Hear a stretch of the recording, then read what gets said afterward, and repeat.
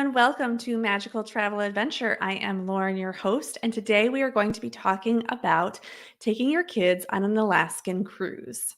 If you're new here, hello, I am Lauren, and I am a travel advisor, and I specialize in helping you become a kid when you travel with your family on vacation, because everything's supposed to be taken care of for you too. It's not supposed to be like an added thing that you do when you go on vacation. It's not supposed to be like another chore, another checklist.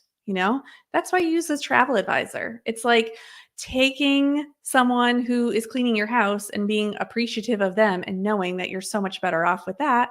Hire someone else to do all the other things that you don't want to do anymore.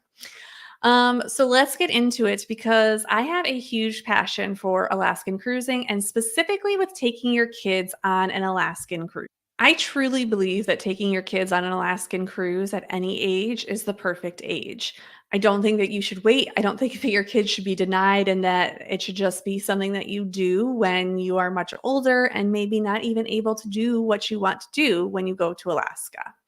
So, things to think about when you're taking your kids to Alaska on a cruise is: when does the school year end and begin? The best deals you're going to get are probably going to be before the kids get out of school and after the kids go back to school. Depends on where you live or how your calendar works, but that's just typically how it goes. June, July, and August are the busiest seasons for an Alaskan cruise. An Alaskan cruise season isn't that long. It's the beginning of May, sometimes April, and it goes all the way through September, not always to the end of September. So we're only talking about a couple of months. Other things you want to think about when you're looking at an Alaskan cruise are those camps and sports schedules.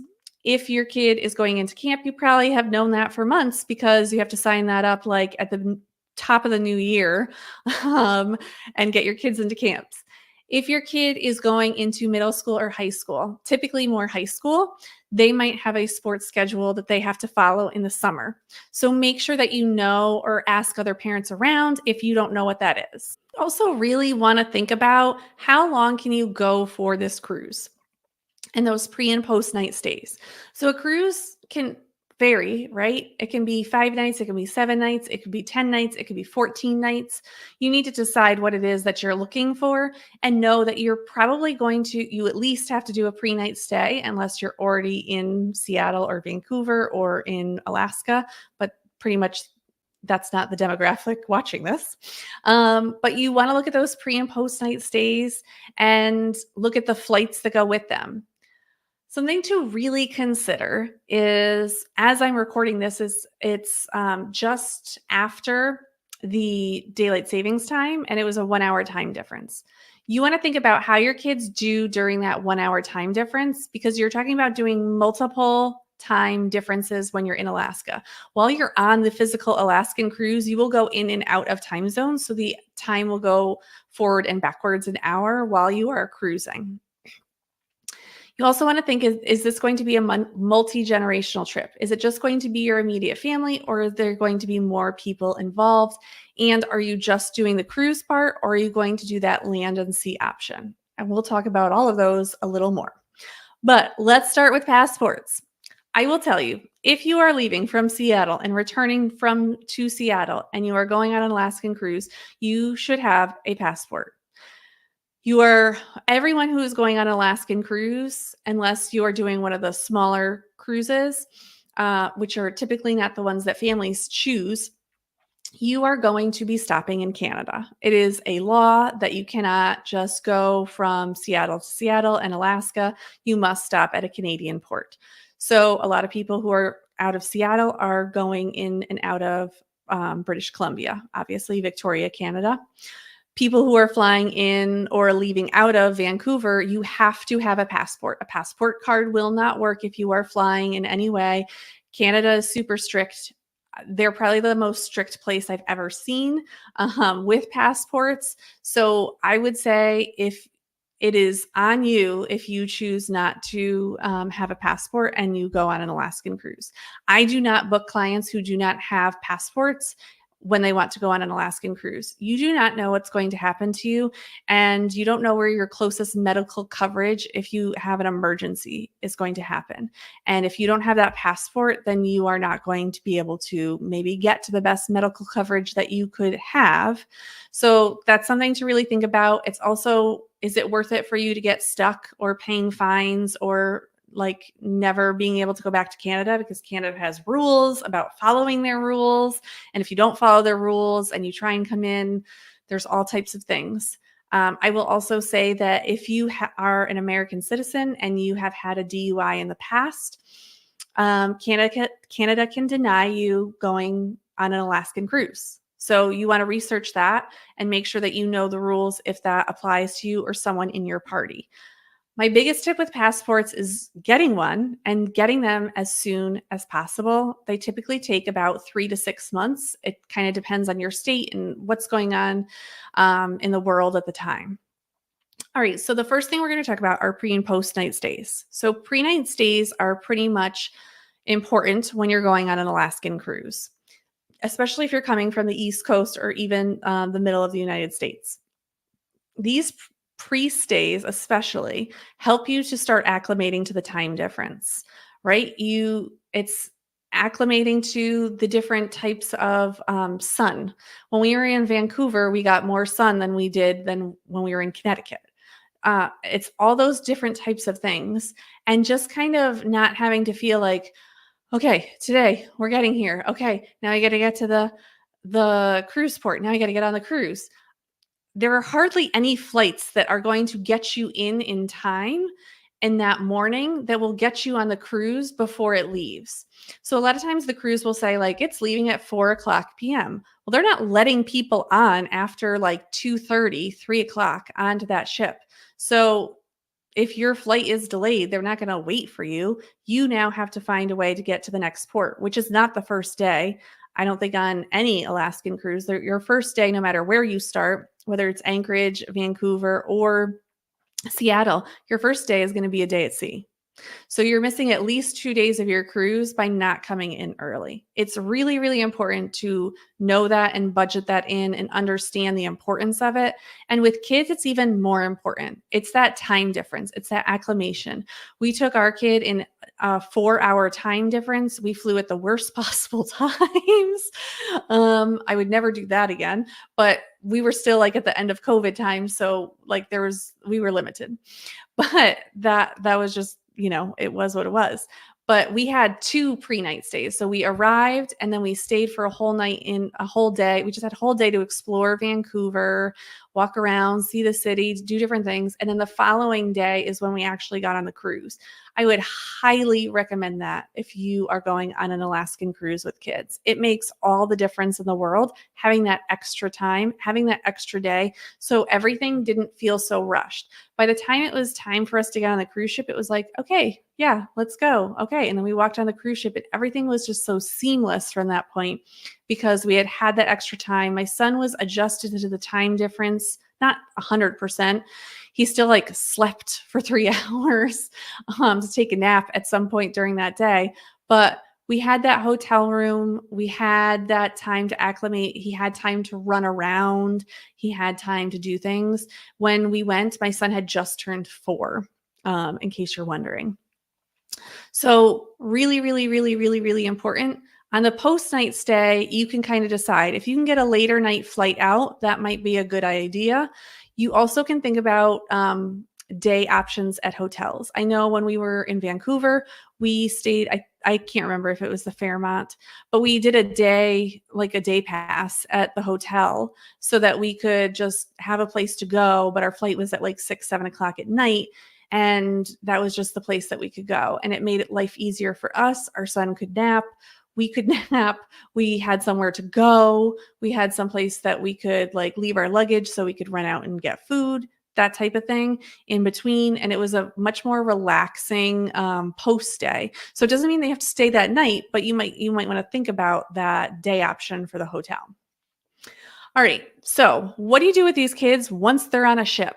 Things you want to think about. Number one, dining time. A lot of times there's dining time and then like a my dining time where you can come and, sit down whenever. I gotta tell you, you want the first dining time if you have kids, especially younger kids. If you have older kids, maybe you'll do like the later time. I think we sat down in main dining 2 nights total.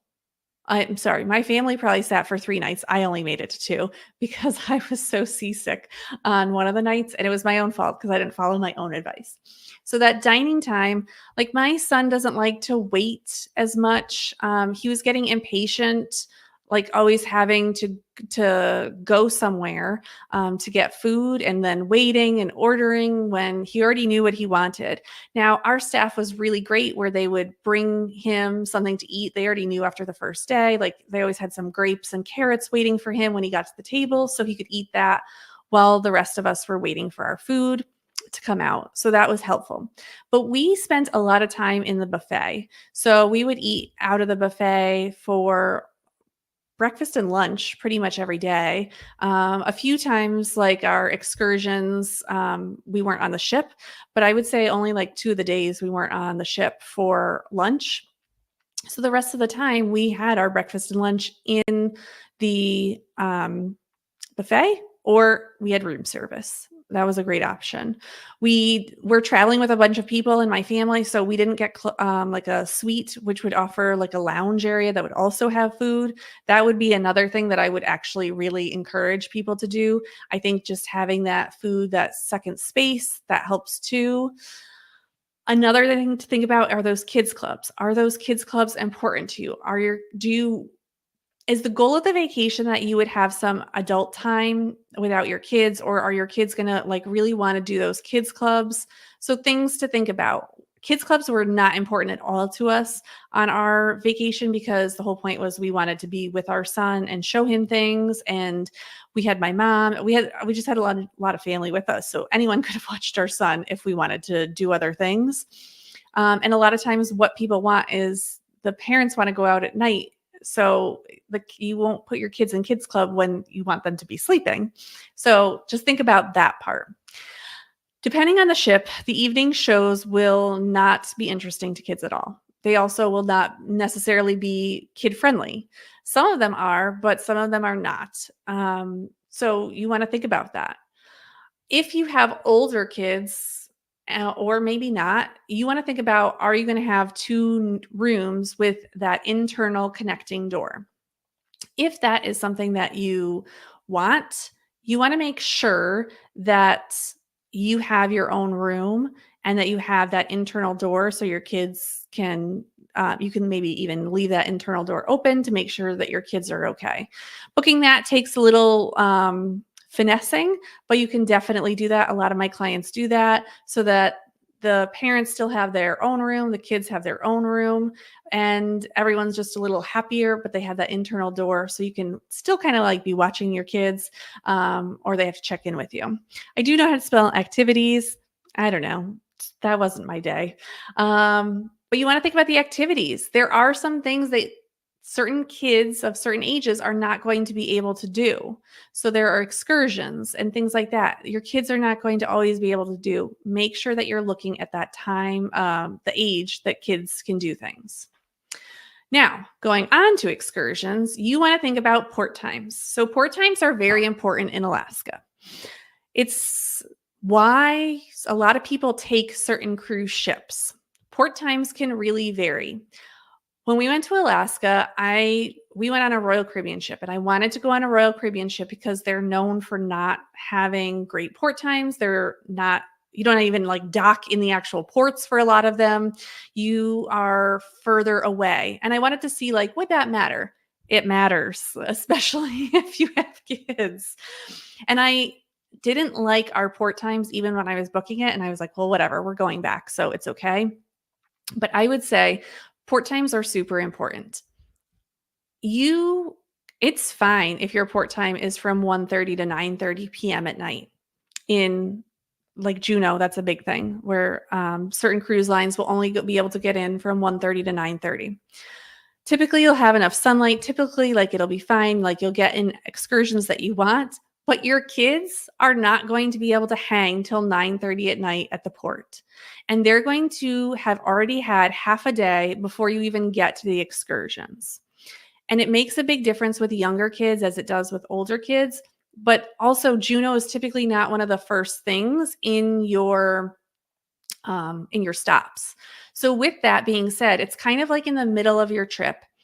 And I'm just using Juneau as an example, but the time change, that's when it really starts to hit, right? That's when the time change is hitting and everyone's getting like a little crankier, a little tired. That goes into that pre-post night stay type of thing where if you took that extra pre-night stay, that might really help your kids in this situation. But if you have an earlier port time for Juneau, it's really going to help you along the way. Or if you have a 9 a.m. to 9 p.m., like you can a lot of times on other cruise lines, it's like, oh, okay, well, we can get off and do a bunch of things, and it's fine if we get back on the ship at like 3, 4 o'clock, and then we're done with Juneau for the day. So you really got to think about those port times and those ages and things like that when you're looking at excursions. Age appropriate, there will be some excursions younger kids can't go on. There were a bunch of them when we went to Alaska last time. My kid was under the age of 5. So there were a lot of things we just couldn't do. So we did things that we all could do. The walking of the ports. Some ports, depending on the cruise ship, when you get off at the port, you can walk around. It's fine. You can walk and it's no big deal. But you need to know that your kids can walk that too. We were okay carrying our son. We talked about even buying a stroller if we thought we needed it after the first port. These are all options for you also. You need to know how much your kids walk and how much they can handle so that you know if you're going to walk around the port that they can handle it. Last minute excursions. I just had a client come to me to talk about Alaska, and they were like shocked, like, well, I know you said that I had to book these excursions, but I didn't realize like you meant like today. I was like, that's why I said like when we first booked it, that's when I want you to book the excursions. But a lot of times they sell out, and a lot of times the ones that sell out are the ones that kids are able to do. So you really want to look at those excursions and make sure that if there's something that you really want to do them. And then if you can't get into those excursions, when you get on the ship, try and see if you can do it. There's also outside tour groups that you can use. And you really want to think about the reason that you're going to Alaska. Like, why do you want to take your family to Alaska? What's so important about Alaska? Is it that you're trying to see different things? Are you trying to see a glacier? Are you trying to see whales? Are you trying, to learn about the people that are native to Alaska? Think about what it is that the reason that you're going so that that's what your focus is. So does it matter that you go to this shop? No, because the whole point is that you wanted to be together and see a glacier together or go whale watching together. So think about those things when you're thinking about it.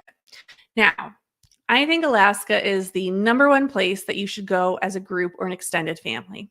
We went as an extended family and it was amazing. It's so nice to go on going on a cruise with an extended family anywhere is like so fun. It's like everyone's a playground. When my brother, we used to go all the time as an extended family when we were younger. And it was like the coolest thing ever. Like the cousins all got to go off and like do things together. It was just so much fun. Like there's nothing like it. The grandparents got to see all their grandkids together. We had dinner together almost every night. Like there were so many cool things about it. And I can't say enough about it. But then there's people that help you with the kids. Like it just helps. And if you have like other adult siblings going with you who also have kids, their kids can play together. Cousins love each other. So it's a lot of fun. And if you have like an only child like myself and you have kids that are going to the kids clubs, it helps if their cousins are going with them. And a lot of times, depending on your experiences or your group size, you can get your own group, an excursion or an experience during the cruise. So that's another great options. Now, basic things to remember when you're going with extended family is, do you actually like each other? right? And I know that seems so basic, but like if you don't like each other, you're not going to like each other more on vacation, right? That's when things can get really heated and things like that. So really think about, do you really like each other? Would it be enjoyable for you all to be together? And does everyone want to go? A lot of times, like what we do in our family is I throw it out like, hey, we're going to Alaska. Who else wants to go? This is the date we're thinking of. Let us know if that works for you. Great. Whoever responds back, great. Everyone else who doesn't, it means that someone in the group doesn't want to go. So don't push it. Don't be like, oh, let's go. You don't know what's going on all the time in your family's lives, so you don't have to push it. Or if you're going as like a group friend, like maybe it's a mom's group friend, and you're all trying to go, like because your kids are friends. If someone doesn't want to go, you don't have to keep asking them. If they want to go, they will. It will be an immediate yes. Like we'll figure it out. Okay. And you know your friends, you know the ones that you have to like bother because they can't remember that that's even a thing. So, and that's the thing. The other thing is with that managing a group, are you okay to manage this group together? So currently I am working on one of my, I don't want to say one of my largest, but one of my largest multi-generational family group. I think there's 15 rooms. There's only like 5 adult kids, and there's 15 rooms because of all the grandkids that are going and how they've set up the rooms. And they one of them texts me once a day and or emails me once a day, and they're like, hey, I'm so glad you're helping us because you're taking care of all this stuff. They're like, we're not fighting as a family because we all say, ask Lauren and she'll let us know. And then I'll email the whole group the response to the answer to the question or how it's all going to work and everything like that. And then they just all go by what I say. Like there's no like interfighting about that. So just decide if you're ready to take on that group or if you want someone else to do that. The last thing to think about is, should you do a land and sea option? And you really want to think about when you're going into Alaska, you're only cruising that small portion of Alaska, right? So if you want to see more like Denali, you're going to want that land option. And there's so many options out there. The big thing to know with land and sea options are thinking about the kids. Are they going to be able to handle being away like about 10 days? Because that's typically like the entry level of land and sea option is 10 days. And that's 10 days like starting on the cruise from when you get off the cruise to do the land portion, or if you do the land portion first. So you're really talking about 11 to 12 days when you're talking pre and post night stays or pre-night and then flying home. So think about if your kids can take that, if you can handle that, and just know it's a great option if you want to do it, but you don't have to do it. That can be a later option. Maybe you just do a land option in a couple years. So don't feel like you are forced to have to do everything at once. My biggest advice is that Alaska is its own destination. So an Alaskan cruise is a great entry level, a great way if you are nervous about any part of the vacation, like how am I going to do this? Where are we going to go? How's it all going to work out?